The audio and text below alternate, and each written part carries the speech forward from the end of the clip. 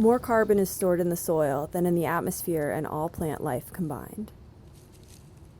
As the atmosphere is warming with climate change, soils are also warming. And that increase in temperature in the soils stimulates microbial activity. So the bacteria and the fungi that decompose leaves and create soil organic matter, but also respire carbon dioxide back to the atmosphere, may accelerate with warming.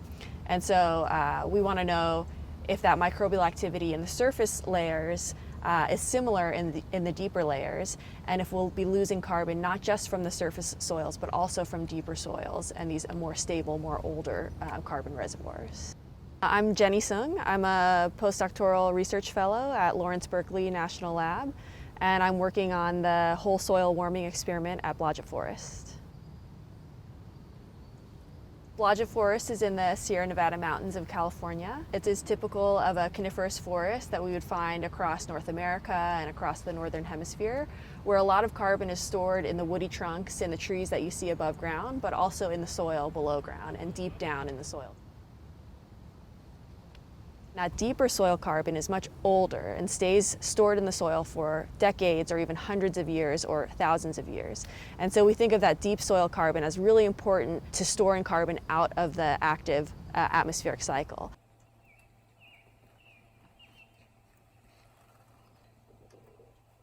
With climate change, we expect an increase in temperature in this region of California. And so a 4 degrees increase in temperature is within the range of what we predict the climate will be like about 100 years from now. So we really want to know how that deeper soil carbon will respond to warming, whether it's as vulnerable to warming as the shallow soils. At Blodgett, we have multiple plots of heated soil that are paired with control plots where we don't heat the soil. And so our heated plots are warmed 4 degrees above the control plots. And we do that by inserting vertical heating cables into the ground along the outside of our 3-meter in diameter plots. And we heat the soil all the way down to 2.4 meters deep so that we can see how the whole soil profile responds to warming.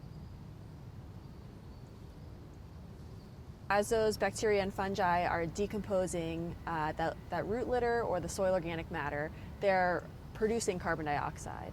And that carbon dioxide diffuses out of the soil and into the atmosphere. And so we measure how much carbon dioxide is diffusing out of the soil surface using chambers that we place on the surface of the soil.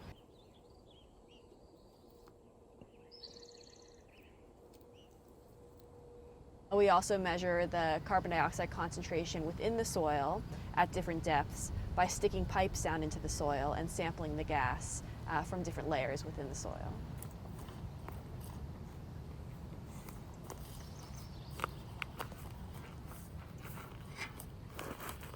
We started the warming experiment in 2013. And initially we found that deep soils and shallow soils were both respiring 30% more carbon in the heated plots. And after 6 years of the experiment, we've seen a sustained increase in carbon dioxide flux from the soils in our warmed plots. And so this is important information for us to know because those deep soils contain so much more soil carbon than the shallow soils.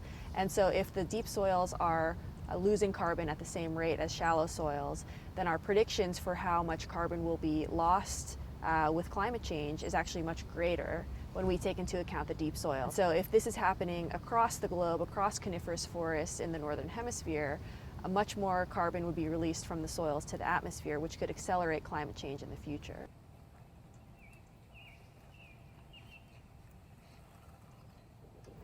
So one of the questions that we're trying to address is whether the increase in carbon dioxide that's produced by these bacteria and fungi is caused by a shift in who is there, so which bacteria and fungi are there, or a shift in how active they are, whether the same bacteria and fungi that are present in the shallow soils and the deeper soils are just becoming more active.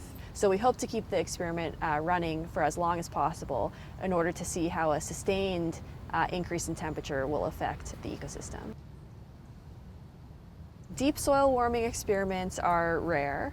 The Blodgett Forest experiment is one of the first deep soil warming experiments of its kind. So what we'd like to do is set up whole soil warming experiments in as many ecosystems across the world, grasslands, tundra, peatlands, tropics, so that we can understand how all of these different ecosystems respond to soil warming.